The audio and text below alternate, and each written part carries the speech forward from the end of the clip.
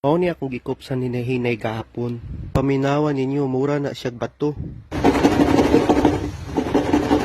Mao ni ti mailhan nga maayo atong pagproseso ani.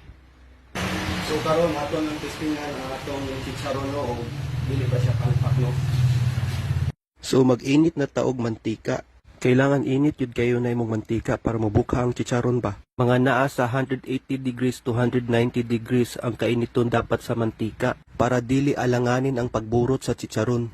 So ato na nang gitistingan mga duha ka buok para mabawa na to ug maayo na ba ang resulta. Kay maayo man ang resulta, ato na ni daghanon og lunod ang sunod.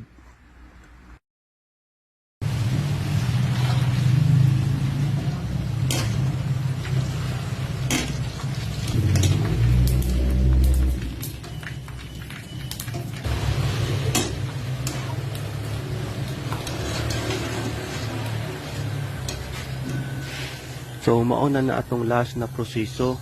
Kung gusto mo magbuhat og chicharon, tan-awa lang niya itong part 1 o part 2 para makibaw mo sa proseso.